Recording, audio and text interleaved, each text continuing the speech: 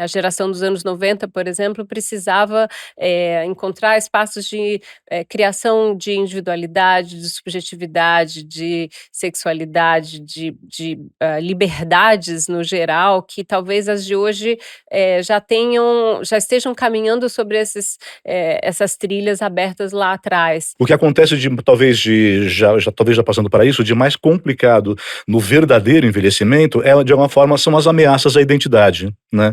Em que sentido ameaças, né? Porque os espelhos vão diminuindo, né, as pessoas que entendem o nosso código, né, que viram o que a gente viu, amigos, parentes, compartilharam nossa história, entendem uma certa piada, né, lembram de certas bandas, né. Esses espelhos vão se restringindo, vai tendo cada vez menos gente ao longo do tempo, né, que reconhece o nosso código. Era um tempo sem o celular, então as gerações de hoje não conseguem sequer entender como é que era complicado você marcar alguma coisa com alguém, né, marcar um cinema, se a pessoa furava, qualquer coisa assim. É assim que aprende, maturidade não é segunda dentição, não vem sozinha.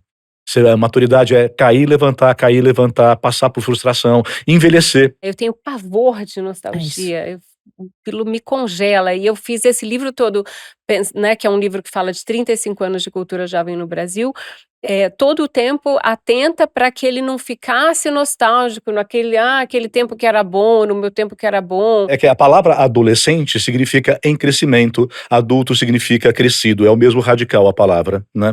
E o que que a gente valoriza nessa cultura, né, que a Erika falava, que a gente tá falando, a gente valoriza estar sempre em versão beta. Não é bacana ter uma tribo só, fazer um programa só, ter uma identidade só. A gente valoriza muito essa condição de uma renovação, possibilidade, entrar em crise, mudar de vida a todo momento, mudar de carreira. É muito valorizado socialmente o estar em processo, o não se considerar pronto. Quantas idades a gente tem? Quantos tempos existem dentro do nosso tempo? E foi pensando nos tantos olhares e nas tantas maneiras de viver estes novos tempos do envelhecimento e da maturidade que surgiu o podcast Tantos Tempos. A ONU estabeleceu que esta é a década do envelhecimento saudável. A ideia é reduzir as desigualdades em saúde e melhorar a vida dos idosos por meio de algumas ações. Entre elas, mudar a maneira como pensamos em relação à idade e ao preconceito. Desenvolver comunidades que promovam as habilidades dos idosos. E, por último, fornecer cuidados e serviços de saúde integrados. Em resumo, é a prevenção e o olhar para o idoso que fazem toda a diferença. E é isso que faz da Prevent Senior um plano de saúde diferente, que olha de maneira específica para os sêniors, com uma rede de grandes hospitais e profissionais especializados, principalmente na prevenção da saúde. Este episódio do Tantos Tempos tem o apoio da Prevent Senior, ANS 302 14 7. Meu nome é Candice Pome, tenho 51 anos, sou psicóloga e pesquisadora em longevidade. E este é mais um episódio do podcast Tantos Tempos. Hoje eu tenho a honra de receber aqui Erika Palomino, jornalista, curadora e diretora do Museu de Arte Moderna do Rio de Janeiro, e o psicanalista Pedro Dessante, doutor em psicologia clínica pela PUC e professor da SPM e da Casa do Saber. Sejam muito bem-vindos a mais um episódio do podcast Tantos Tempos. É um prazer enorme estar com vocês aqui, Erika Palomino e Pedro Dessante. É um prazer a gente combinar pessoas que a gente admira individualmente, que aqui pode dar um match bacana. E a gente sempre começa o programa perguntando para vocês, quando é que a gente fica velho? Quando é que a gente fica velho, Erika? Puxa, já começa com a pergunta mais difícil, né. Obrigada pelo convite, que bom estar aqui, Pedro, prazer em conhecê-lo pessoalmente. Acho que a gente vai ficando, né, e de repente a gente vê que chegou. Eu não sei se eu notei quando eu fui ficando velha, porque eu trabalho, dentre outros assuntos, com cultura jovem e trabalho, com muita gente jovem também. Então acho que eu nivelei de alguma maneira, pra trás sempre. E também tem o fato de que eu sempre, ah, muita gente sempre fala assim: "Ah, mas você não parece que tem a idade que tem", né, então, e como a gente também eu sigo me sentindo, não jovem, mas, né, refrescada, por Atual. assim dizer, eu acho que demorei para perceber a passagem do tempo. Pedro. Olha, bom, é claro que não é uma coisa só envelhecimento, né? Eu acho que um índice é, por exemplo, ter sido convidado por vocês.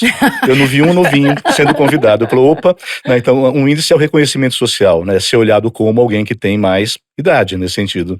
Tem um índice que também é claro que é fisiológico, você sentir que seu corpo já não faz algumas coisas que fazia, tem umas dores que não tinha antes, tem esses índices que são real do corpo, e tem alguns que são muito subjetivos. Quer dizer, eu já me senti muito mais velho, com 20 anos, eu me sentia muito mais velho do que eu me sinto hoje. Pelas minhas inibições, pelas minhas restrições, pela minha falta de espontaneidade naquela altura, como um franguinho muito intelectualizado, hoje eu me sinto, num certo sentido, né, mais espontâneo, mais jovem do que eu era em outras idades. Então são várias dimensões, dependendo do espelho que você escolher, a resposta vai ser um pouco diferente, né. Eu percebi quando começaram a me chamar de senhora na rua, assim: "A senhora quer não sei". É um Uhum. marcador, né? É. É um Sim. marcador. Eu sinto isso também. Vocês acham a gente sabe que todas as etapas da vida, elas estão cheias de desafios, né. A vida de uma criança não é fácil, a vida de um adolescente não é por que que vocês acham que culturalmente se atribui tantas dificuldades, exclusivamente à velhice? Posso começar? Ok. Bom, acho que tem várias dimensões. Uma justamente essa dimensão, digamos, da decrepitude, né.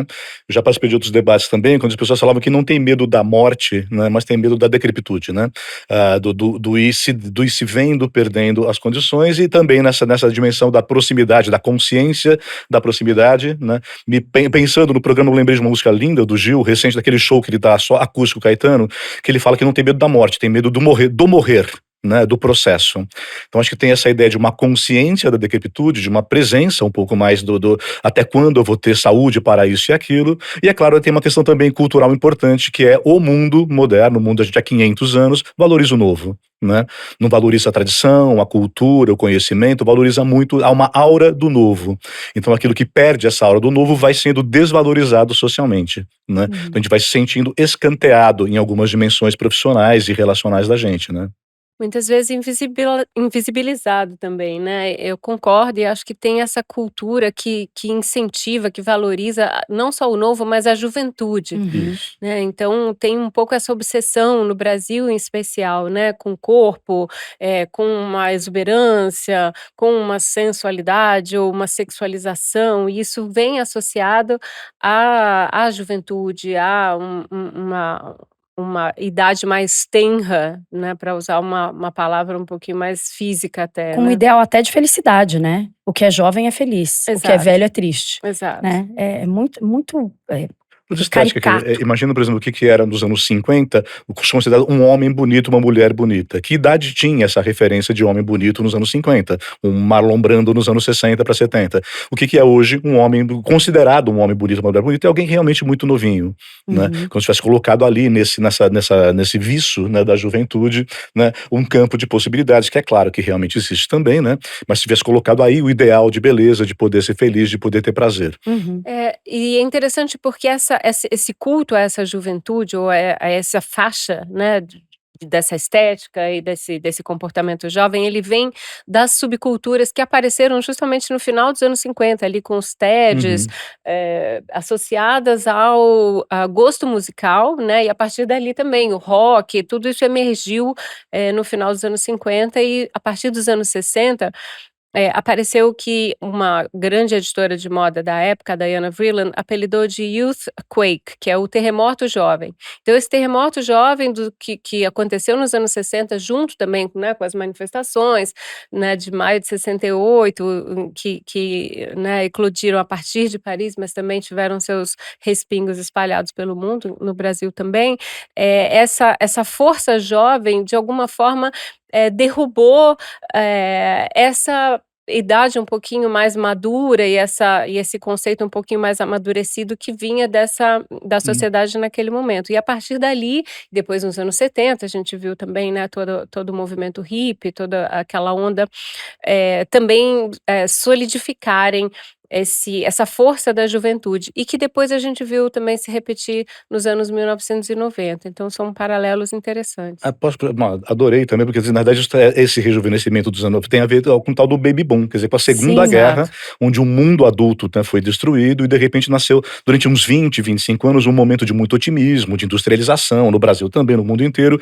E aí eu me lembro de ouvir, eu sou do meio dos anos 60, né, ouvi já na viradinha para os anos 70, não confio em ninguém com mais de 30 anos. anos. É. A população era uma população extremamente jovem, né, e que estava ocupando os espaços e deslocando então esse ponto da realização da vida, né, bem do que se falou, mas partindo ali da guerra, né, da Segunda Guerra. Perfeito. E Pedro, você tem uma frase que você diz que o adulto é uma espécie em extinção.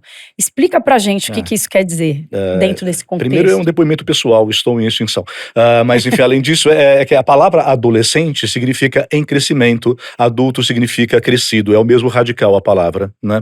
E o que que a gente valoriza nessa cultura, né, que a Erika falava, que a gente está falando, a gente valoriza estar sempre em versão beta, né? Não é legal estar pronto, não é legal ter identidade, né? São valores que viraram de 2000 para cá, sobretudo, né?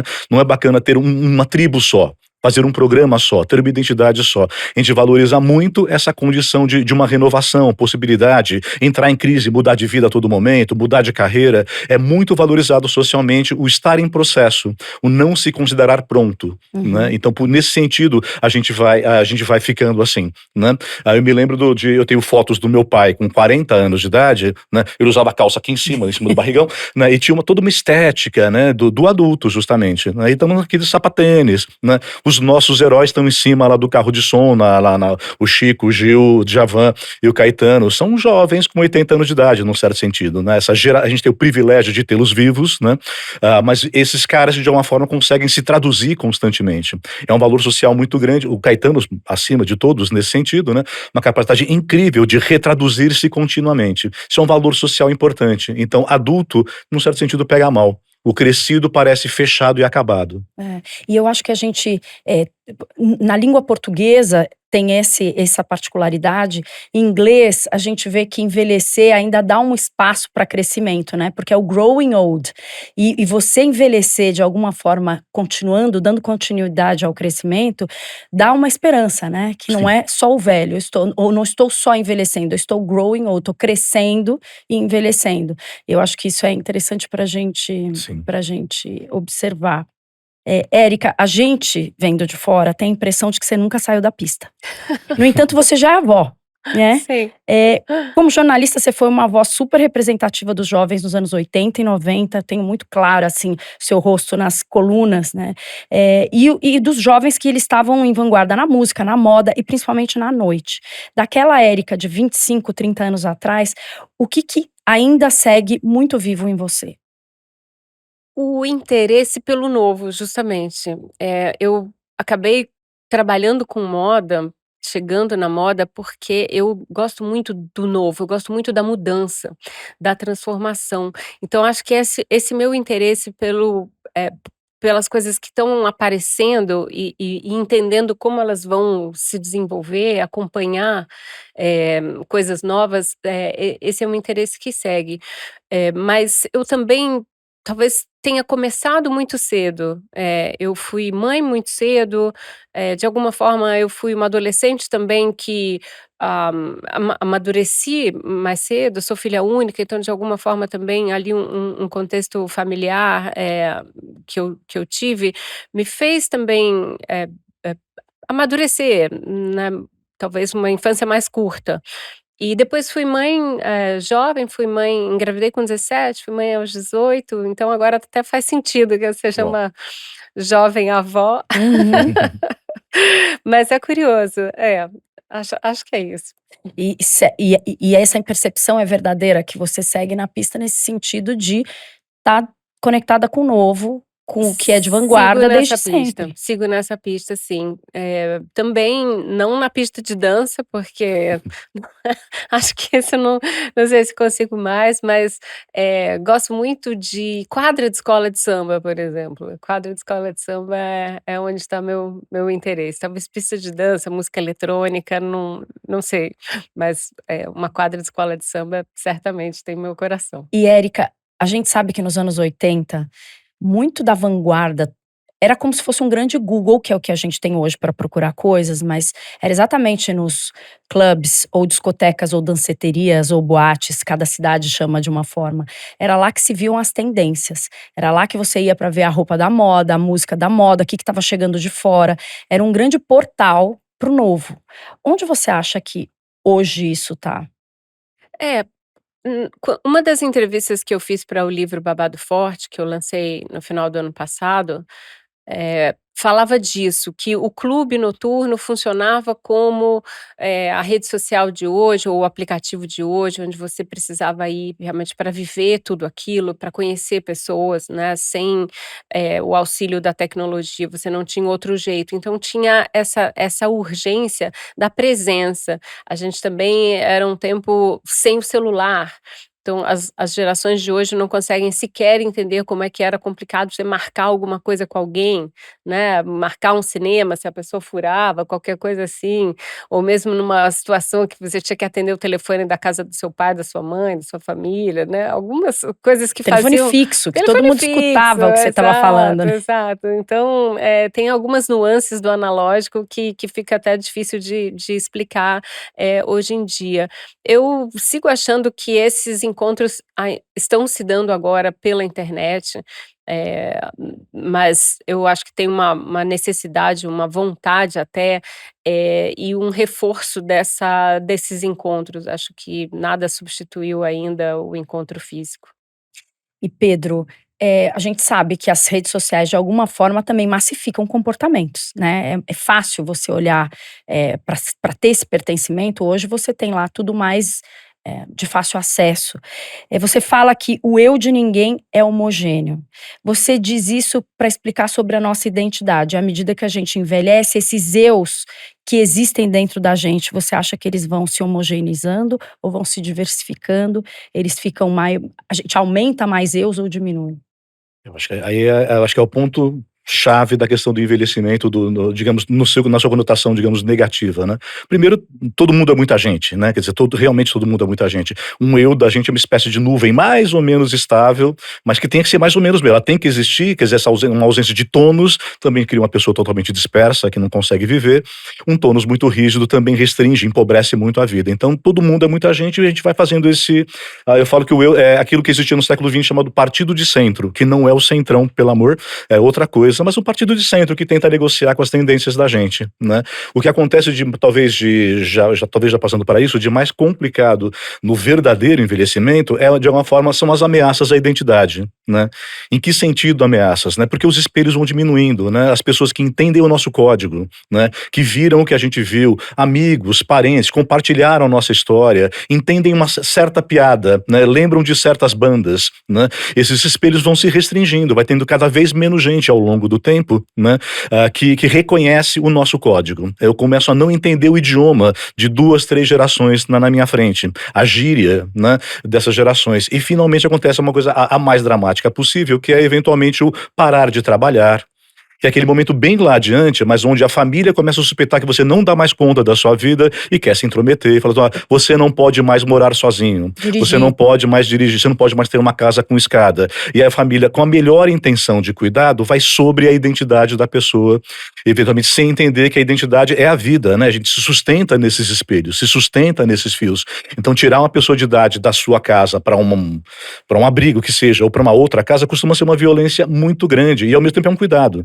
Né, então, identidade eu acho que é o ponto-chave, já que você falou de identidade, eu já estiquei esse ponto, Isso. eu acho que é o grande ponto-chave, a perda de identidade, o código que você não compartilha mais, os espelhos que vão rareando, né, e aí a ideia de você não é mais capaz, eu sei de você mais do que você, diz o filho cuidadoso, mas isso é muito violento, né, e isso mata, isso na verdade vai despregando a pessoa dos engajamentos de vida dela.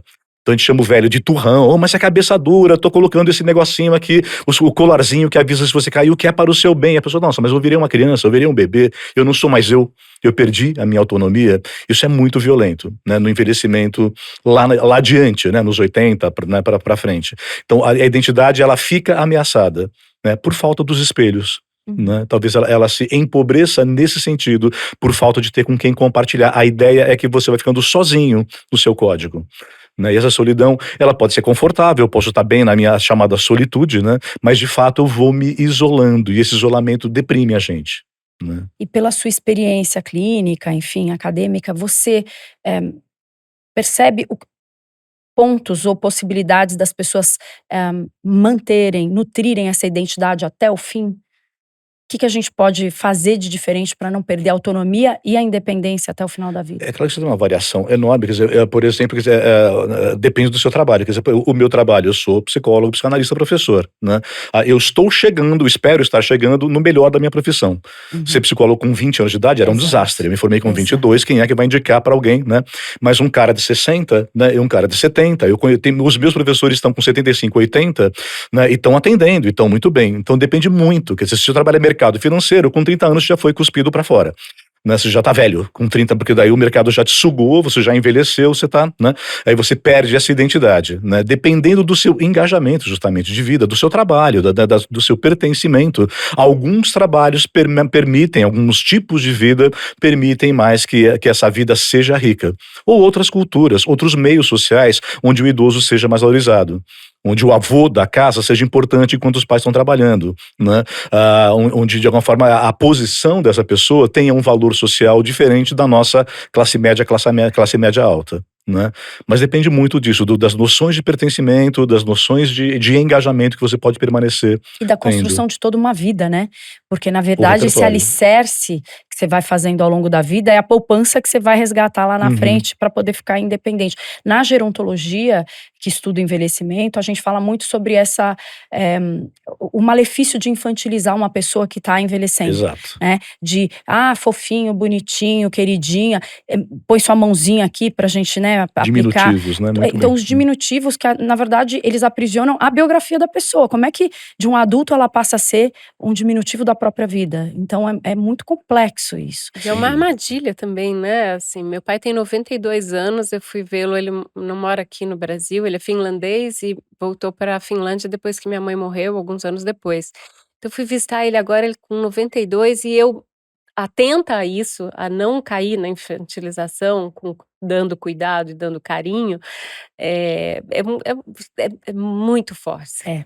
É um risco, assim, daí eu atenta, falei: "Não, não vou fazer isso". E vivenciei, né, exatamente isso que você falou, Pedro, né, a questão da solidão, a questão da perda de autonomia, a questão da perda de identidade e também ao me deparar com a velhice dele, sem dúvida, é um Uhum. espelho, né, então ali é uma jornada, uma mistura de Bergman com Bergson, é uma voadora de realidade que foi eu voltei transformadíssima, abaladíssima. Até porque a gente está aprendendo a lidar com o envelhecimento hoje, Sim.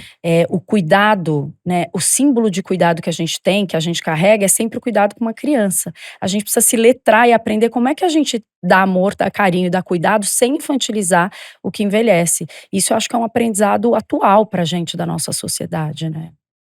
Até porque justamente a expectativa de vida está mudando muito, né? Exato. E essa expectativa de vida também coloca as pessoas é um experimento novo para todo mundo. Que É um bacana novo ter um pai de laboratório. 92, o meu foi até 86, né?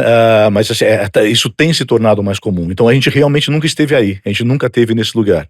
E a gente tá aí daqui 20, 30, melhor. Né? Ninguém quer dar trabalho para os filhos. Não tem gente que quer, né? Mas uma boa parte de nós não quer, né, dar trabalho. Não, eu quero ter autonomia, eu quero poder ir para a Suíça e encerrar minha vida antes que alguma coisa pior aconteça, né? Eu quero continuar sendo eu. Né, eu não quero deixar de ser eu, né? Mas aí entra também essas questões de conflito de geração, quer dizer, o filho, né, e seus amores e rancores com os pais.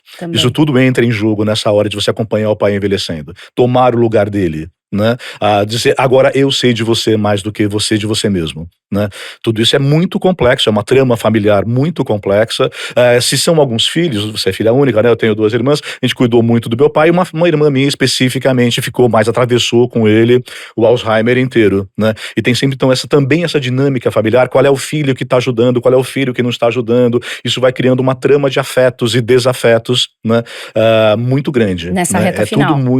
Tudo muito delicado, alguém vai mais para o sacrifício em geral, né? E isso custa muito caro naturalmente, né? É. Nossa.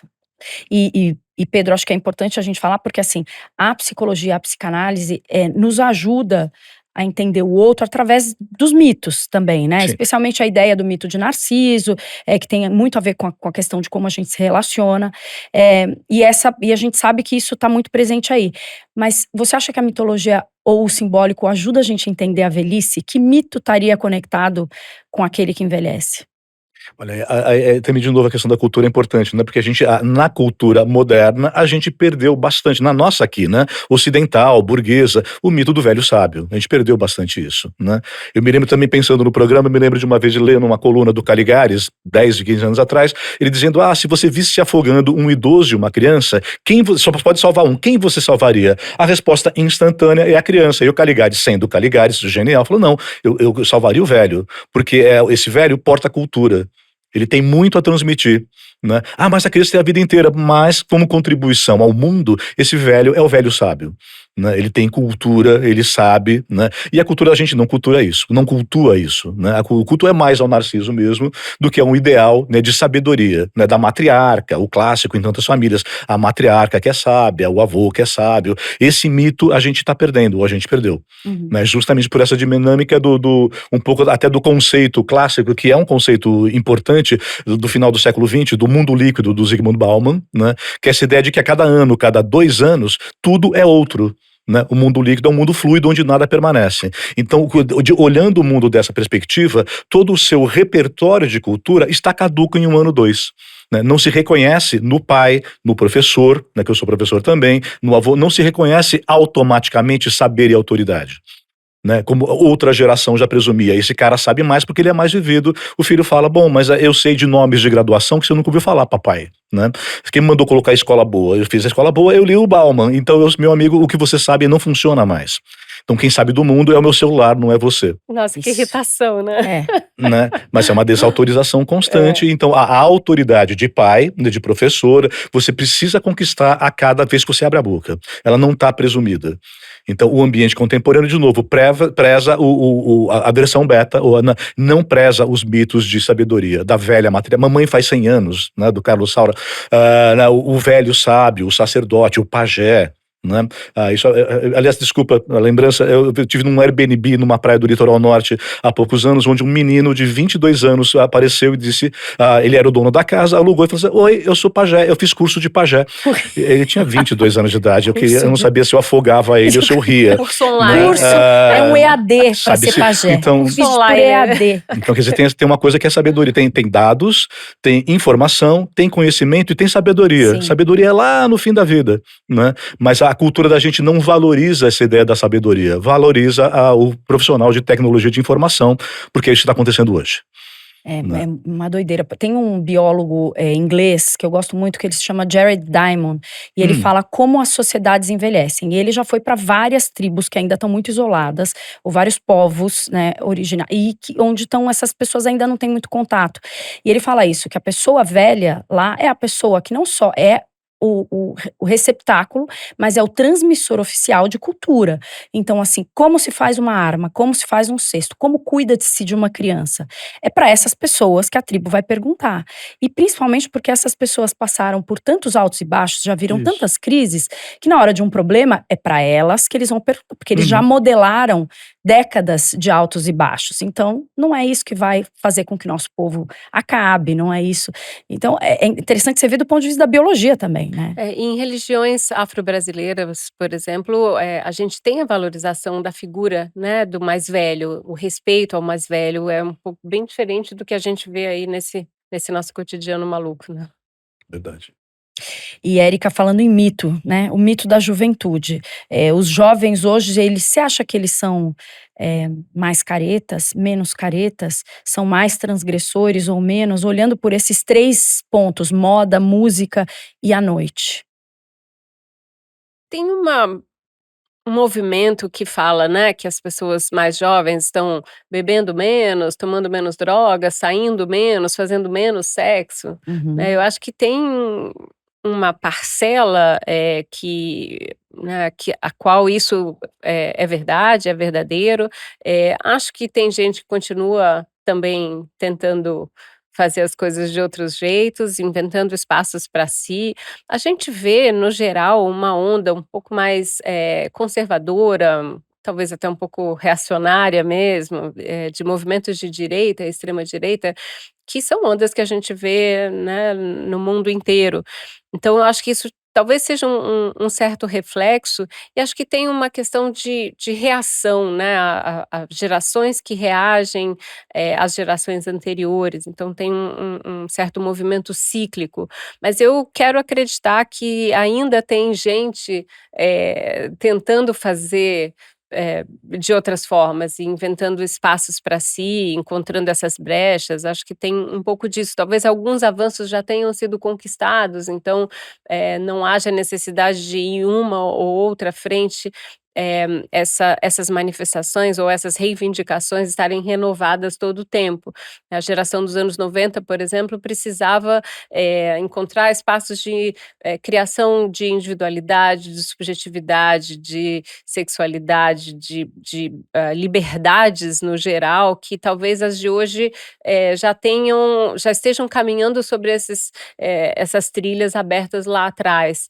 Acho que nem tudo está ganho, nem tudo está conquistado, então ainda falta bastante coisa, por isso que eu quero acreditar que sim, ainda tenha essa chama de, podemos chamar, né, denominar rebeldia, em juventudes espalhadas por aí.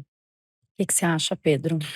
Eu acho que para transgredir tem que ter a quem, né, e a gente não tem a quem, quer dizer, essa é uma crise também da gente, né, quer dizer, mais uma vez, quer dizer, o que a gente chamava de mundo líquido lá na zona, já não é hoje o mundo está muito mais neoconservador, né, o velho conservador. Em todo caso, quer dizer, o que acontecia é quando você tinha uma referência clara, você então geracionalmente se sobrepunha, se opunha, se afirmava ante essa outra geração, né?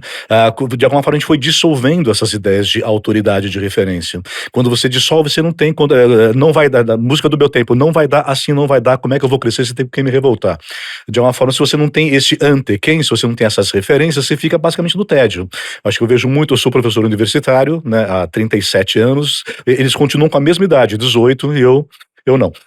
Em todo caso, eu vejo hoje uma geração que é muito entediada, na realidade, né? Tem pouca pegada, a gente oferece muito para repor o que a gente não recebeu na infância, oferece muito para os nossos filhos, né? Falta em grande medida. Então, aonde não tem grandes proibições, onde não tem grandes restrições, onde você tem um mundo que está mais aberto, né? Isso também não embate, não cria um embate. Isso cria uma experiência que realmente está muito ligada ao tédio, né? Eu até diria um pouco, eu sou psi, eu não sou sócio, né? Mas de alguma forma essa onda o século XXI. Um amigo meu fala, prometeram pra gente a era de Aquários, não foi o que veio, né? Esse freio de mão, né, de extrema direita, conservador, religioso, também dá para entender como uma espécie de reação a pessoas que estão muito perdidas, muito sem referência e buscam a querer, né, voltam a querer família, religião, milicos, de alguma forma, referências que pareçam sólidas, são caricaturas de referência, né? São muito pobres e caricaturais em geral, né, mas que pareçam arremedos de autoridade para eu poder me referenciar, né. Acho que as pessoas estão muito perdidas, e muito perdidas não tem tanta ideia do desejo, do embate como anos 60, tem muito, de fato, uma ideia de tédio. Você acha que hoje tem menos angústia ou as angústias estão mais medicadas? Não acho que a angústia é uma condição da gente. A angústia é o primeiro afeto, é afeto puro sem nome. Então, angústia sempre tem, sempre vai ter, não vai deixar de ter, né? Angústia justamente é quando há essa inquietude sem nome, né? Antes de virar medo, antes de virar desejo, eu acho que a angústia não muda muito. Segundo você falou uma outra, bom, medicalização é um outro assunto gigantesco, né? Mas aí esse assunto gigantesco, só para brevemente dizer, diz respeito a uma desresponsabilização das pessoas com relação a si. Então, um assunto enorme, eu não vou me estender, né? Mais atenção com saúde mental, que maravilha, o pós-pandemia tem mais atenção. Outra coisa é o me desresponsabilizar da minha vida duplamente, né? Eu não consigo por causa da minha doença, eu só consigo por causa do meu remédio. Eu ouço isso muito, né? Eu queria, mas minha depressão não deixa. Eu consigo, mas é graças ao remédio. Se não fosse o remédio, eu não conseguia. Isso é uma dessubjetivação, né? Uma desresponsabilização sobre si, que é muito triste e está muito alastrada. Aluno universitário é um desespero. de novo, atenção com a saúde mental, mas que vai virando uma super diagnosticação, uma super medicalização, que também vira, como eu falei, isso é muito sério, uma dessubjetivação, uma desresponsabilização pela própria vida. Isso é muito dramático, é muito Até atual. porque sem angústia a gente não consegue nem se formar como ser, identidade, né? Quem que somos nós sem nossas angústias, no final das Eu já vi um contas? médico só comentar também que dizia, eu diante do médico e do paciente, o psiquiatra, né? Não, é que sua ansiedade está aqui, a gente quer que ele esteja nessa linha. E ele fez uma linha horizontal. Eu falei, não, Morreu. eu não quero, para um analisando o meu, que ele seja um legume, né? Que ele Morreu. seja não afetivo, que ele não possa ficar feliz e triste. Pelo amor, não, tira isso daí, né? Essa linha reta é a linha do eletro, No né? eletrocardiograma, Que significa a não linha bate, reta né? é O morte. pulso não pulsa mais. Exato. Né? Eu acho que virou uma espécie de ideal social a insensibilização. Mas não tem muito isso de hoje, né, de alguma forma, os jovens acharem que a vida vai ser boa e a vida vai ser feliz o dia que eu estiver estável. E é essa estabilidade que a gente fala, não tem como, né, se você tá vivo. Eu acho que Ou é você tem que pior. estar em coma, ou você tem que estar lobotomizado, né? Porque Eu acho que é pior, Candice, porque eu acho que o jovem não acha que a vida vai ser boa. Quando ele olha pra gente, pros pais, ele fala, putz, mas esse cara reclama do trabalho o tempo todo, o casamento tá uma porcaria, eu não quero ser esse cara, não. Eu acho que os jovens eles não estão vivendo pensando que no futuro vai ser calmo. Eles estão vivendo um instante, cada instante. Né? Não é nem o agora é ótimo, o agora é presença, a gente aqui em contato, trocando. O instante é o Instagram, né? É o post. Né? Então, é um entorpecimento no instante, né? Na verdade, sem perspectiva de futuro. tem E uma essa cultura da recompensa também o tempo inteiro dali, que eu acho tão infantilizado tudo isso, você fica ali se reconhecendo com like, "Ai, fulano deu like, fulano não deu like", não sei o quê, eu acho que cria uma outra mecânica e acho que tem a ver com esse tédio e com uma falta de tempo individual para que você tenha essa angústia ou tenha Uhum. essa inquietude, né. Talvez eu tenha reagido muito a uma inquietude minha, uma urgência que eu tinha, mas que hoje não tem mais isso, a pessoa tem um segundo ali, ela pega aquele telefone e vai ali naquele negócio, né, naquele Perfeito. impulso e buscando a dopamina ali, então a gente tá vendo, um movimento estranho, né, e que não dá para saber muito onde é que vai terminar, a gente sabe que tem a reação das pessoas falando: Uhum. "Não, puxa, né, não aguento mais a rede social, a saúde mental realmente indo ladeira abaixo, mas, não dá para ter um horizonte ainda de onde a gente vai chegar. Essa temporalidade da Érica, perfeita, a questão da temporalidade, quer dizer, a gente, se é clínica também, quer dizer, no comecinho da clínica, a pergunta lá era, os desejos reprimidos, né, é claro que ainda existem, mas o mais comum no consultório hoje é a pessoa dizer, eu não tive nem tempo de formular meu desejo não está reprimido, eu não tive a temporalidade para ele se configurar como tal, os eu não vazios sei estão nem o todos que eu desejo, preenchidos, eu não os tive o vazios. tempo de formular o que eu desejo.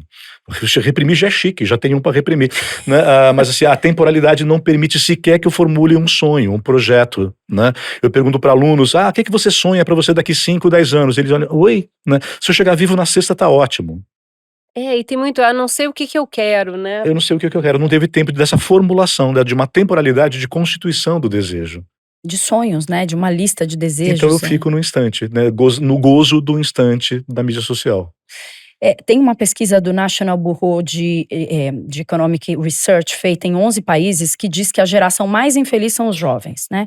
Pensando na curva da felicidade, comparando com a juventude de hoje, todas essas questões mudaram. Mas como é que a gente olha daqui para frente? Como é que pode ser esse mundo olhando daqui para frente para os jovens das próximas gerações? O que que vocês acham que tem por aí? Você olha pra mim, né? Tá bom. É, eu olho, porque eu acabei de falar, não dá para Mas saber eu mesmo, vou falar né. eu vou responder falando uma coisa diferente. Uma coisa que também me chama muito a atenção e me preocupa é um decadentismo que a gente vive também. Acho que a princípio cada geração olha para que segue e fala, não tô entendendo nada, a geração tá perdida, no meu tempo era melhor. Eu vejo gente com 20 anos dizendo no meu tempo, o que faz o meu de 60 ser, né, Nostalgia a Jurássico. qualquer Então momento. eu acho que a gente tem que tomar um certo cuidado com também decadentismo. A gente pode eventualmente tá olhando para o jovem com a nossa referência. E como ele é distinto da nossa referência, eu dizer, ele é louco, ele é perverso, ele não tem, né, constituição psíquica, ele não é eu, ele não fez o Édipo que nem eu fiz. Que bom, o meu não foi muito bom não, espero que seja diferente o próximo. Então a gente também tem que tomar um certo cuidado com o decadentismo, para cada geração não olhar para a seguinte dizendo, já que eu não estou entendendo, não tem sentido, é insensato. né. Então eu sou capaz de ver pessoas sofrendo muito de tédio, muito de vazio, mas também sou capaz de acreditar que eu não estou entendendo nada, e que podem estar brotando coisas, acontecendo modos de ser que eu simplesmente não entendo, o problema é meu, né. Não acho que o mundo vai acabar não, nem para acabar, né.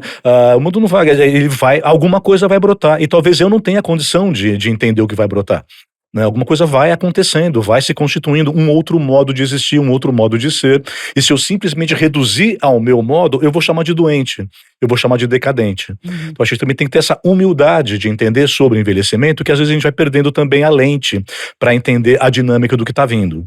Eu super concordo. Eu também acho, como eu falei antes, eu acredito que em algum momento agora tem alguém fazendo alguma coisa incrível e que a gente só não sabe, mas que está acontecendo lá. Uhum.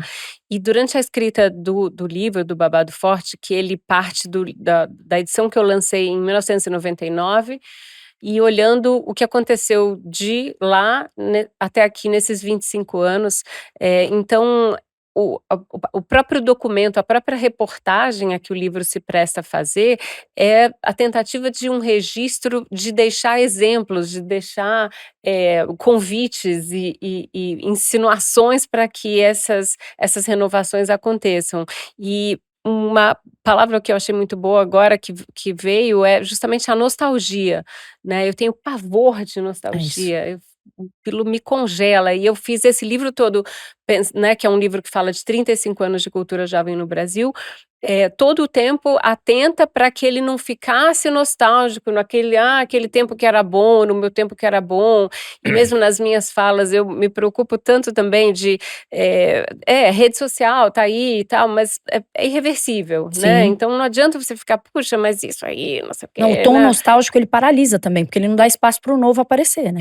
E como eu Melancolia, né. tenho essa atenção pelo novo, e isso também é um foco do meu assunto de trabalho, é realmente um lugar para a gente, ficar bem ligada, porque é um risco, porque Uhum, quando você vê, né, você se não está entendendo, uhum, então é porque não é bom, né, Uhum. não entendi, não é bom, não serve, não é legal. Então a ideia de absorver o contemporâneo é estar com as antenas uhum, disponíveis para que a gente consiga entender de onde as coisas podem estar mudando e como isso explica de alguma forma, né, o que a gente vive, e faz fazer sentido, né, e faz com que seja interessante, estar viva, seja interessante entender esses cruzamentos e ter essas epifanias, né, e fazer sentido.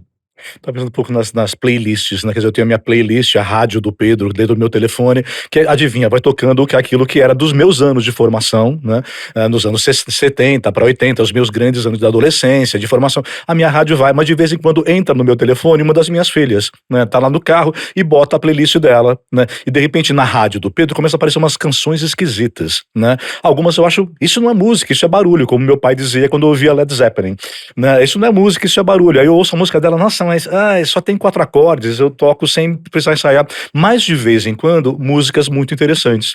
Então a minha menor, que tem 15 anos hoje, me chamou, me pediu para acompanhar num show de um certo Hozier, um cantor irlandês sensacional. Eu jamais tinha ouvido falar.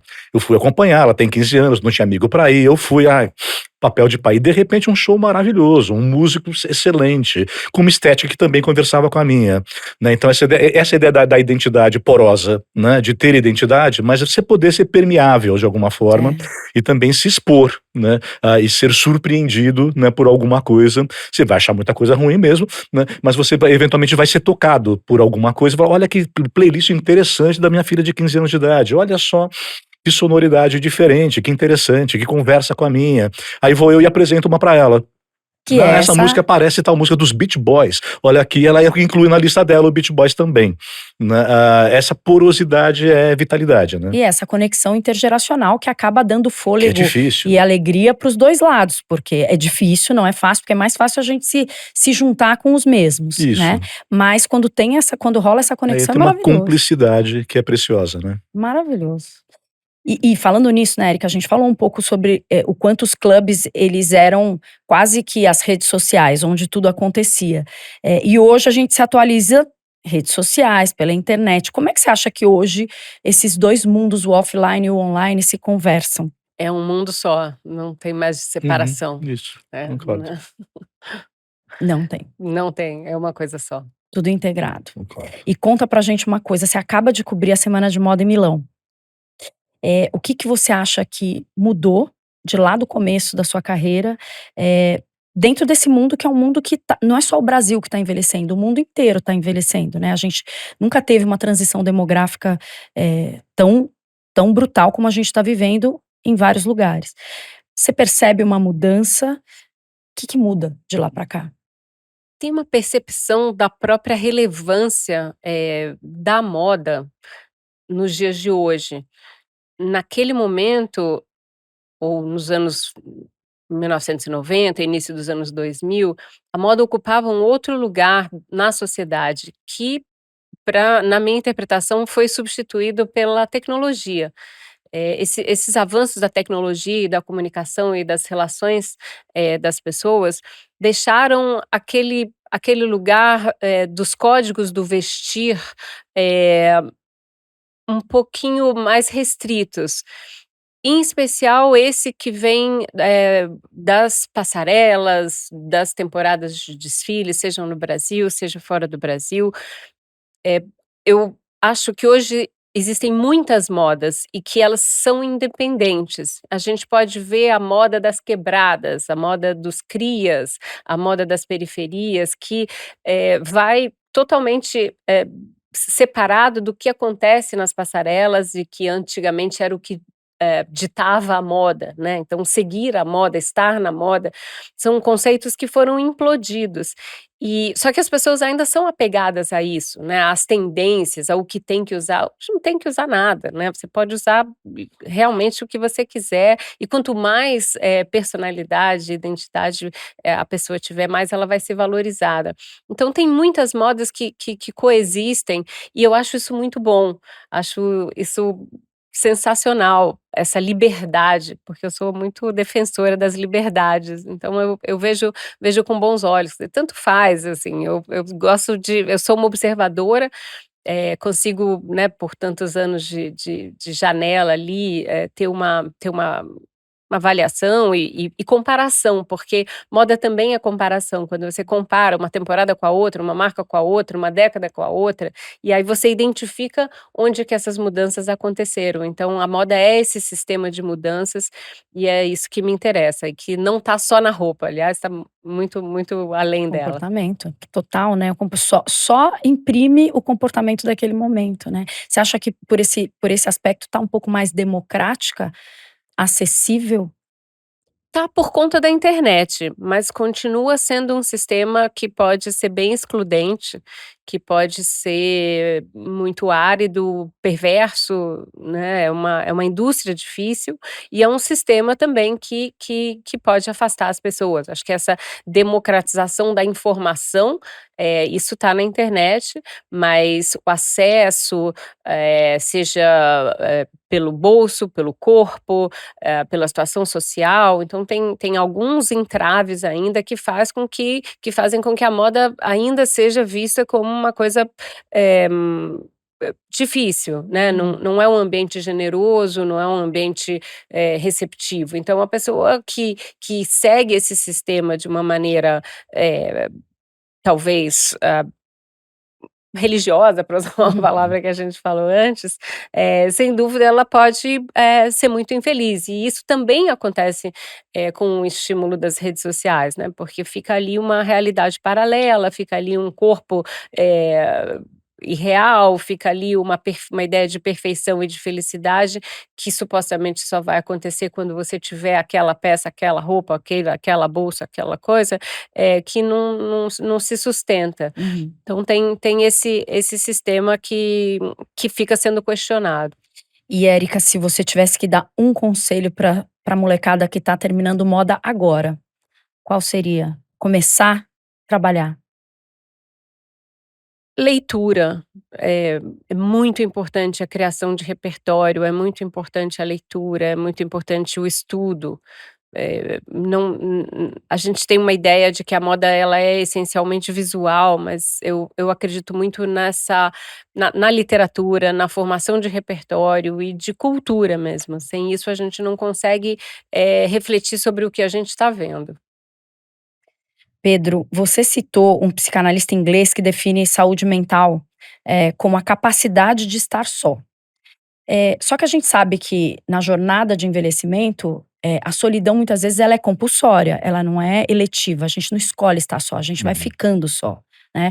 A gente perde familiares, a gente perde amigos, amigos se mudam, amigos se separam, Uhum. você muda de localidade, ou seja, a gente perde pessoas do nosso entorno, né, os espelhos que a gente tinha falado no começo. Eh, e aí, como é que a gente aprende a estar só, e principalmente quando a gente vai vendo que a finitude está mais próxima, né? Como é que a gente lida com todos esses aspectos? Porque a solidão agora é uma pandemia, Sim. né?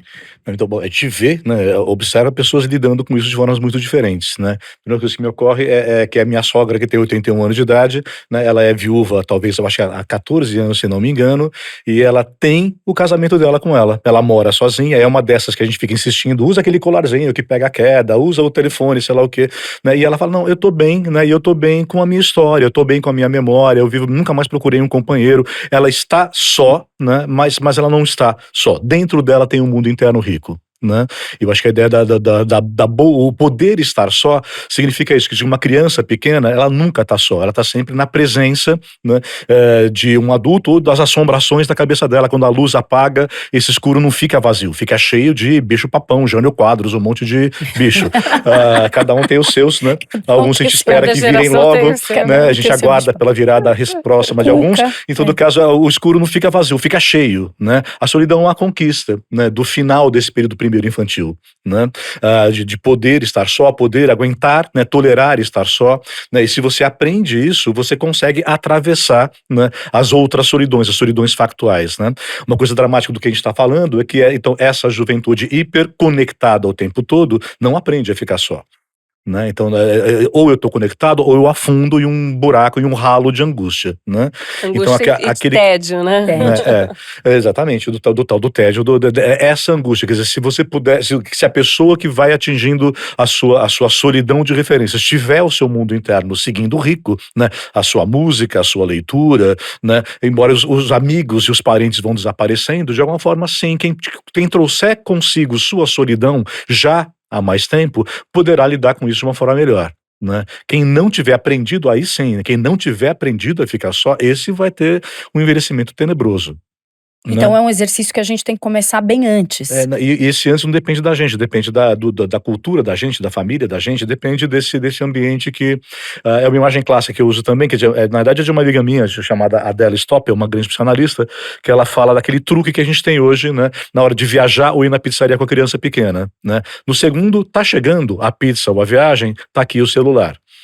Né, e esse é o famoso barato que sai caro, né? A criança para de aborrecer, a pizza chega, você come a pizza, a viagem termina em silêncio, você come a pizza em silêncio. Só que essa criança não está aprendendo a esperar, não está aprendendo a ser tolerante, não está aprendendo a se frustrar.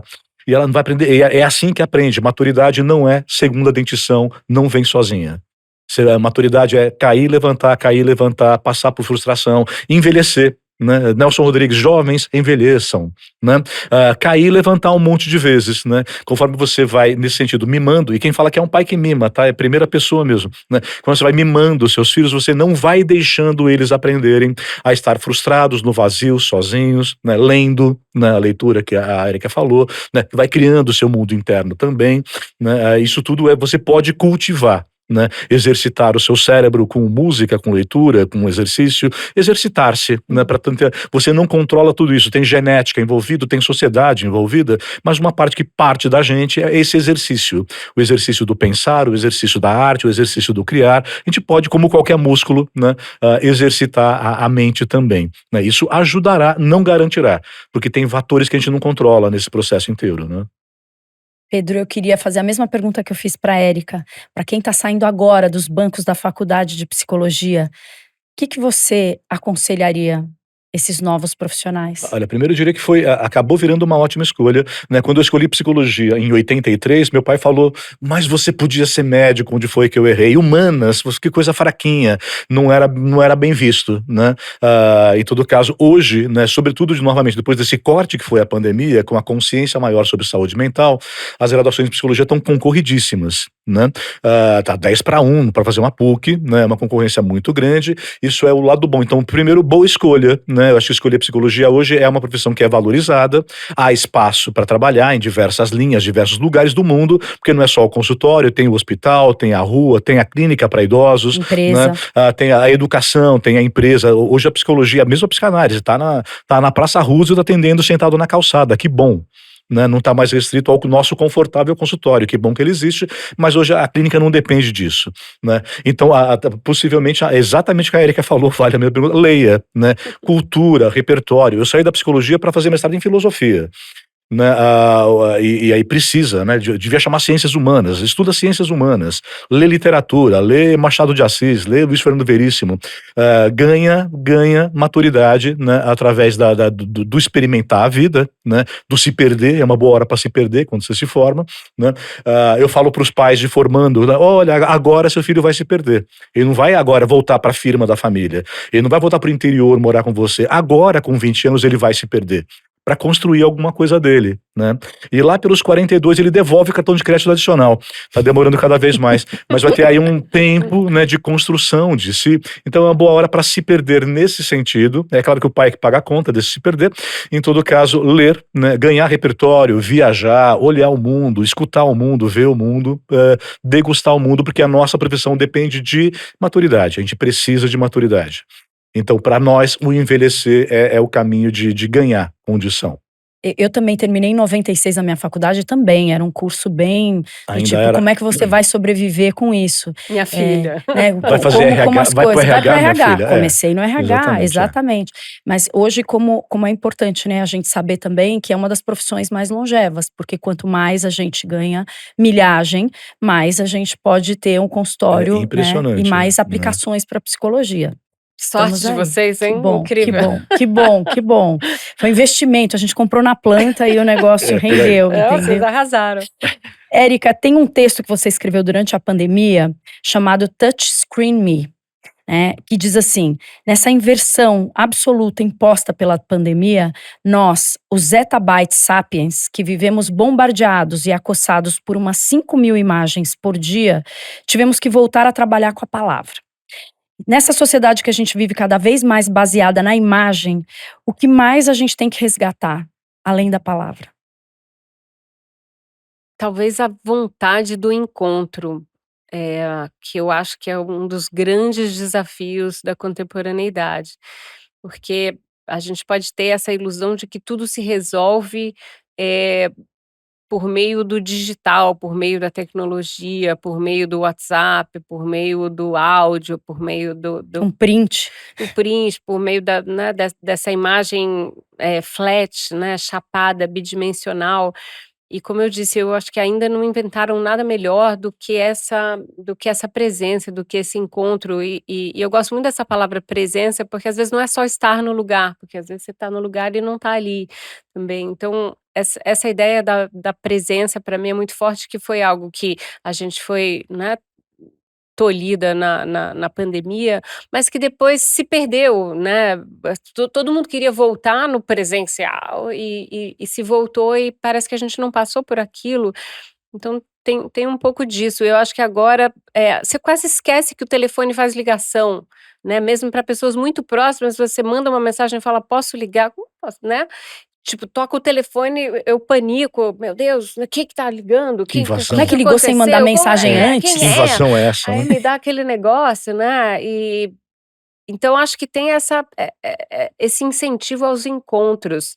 E não é fácil, porque você acaba se acostumando, ou eu acabei me acostumando a ficar um pouquinho mais encastelada. Eu já tenho uma natureza um pouco mais solitária, um pouco mais, eh Começou a treinar antes a solidão. e um pouquinho mais reservada, eu sou uma pessoa reservada e tímida inclusive, então para mim também é difícil, mas eu tenho procurado, romper isso, eu acho que esse é um desafio. E é por isso que a gente, com esses encontros, a gente fica tão feliz, porque são Exato. improváveis. Talvez no dia a dia a gente não pudesse estar todo mundo aqui conversando com vocês, e pra gente é uma alegria esse offline, que vai ser E online, tem mas essa que a troca gente… de energia também, porque eu acredito nessa energia. Eu acho que uma pessoa criativa, ela contagia. Se você tá fazendo uma coisa legal e você me fala, eu falo: "Puxa, é verdade, que legal, então eu acho que posso fazer também", ou então: "Vamos fazer juntos, Exato. vamos fazer alguma coisa", e é dessa energia que vem a transformação, que as pessoas, encontram, né, seus pares ou identificam suas diferenças e falam: "Não, isso eu não quero, isso eu não sou, isso eu não gosto, eu vou fazer isso e eu vou ser assim". Então tem um pouco disso e dessa mágica da presença e da energia. Muito bom. Para encerrar, a gente queria perguntar para vocês, assim, o que que vocês consideram uma vida bem vivida? O que que é para você uma vida bem vivida, Érica?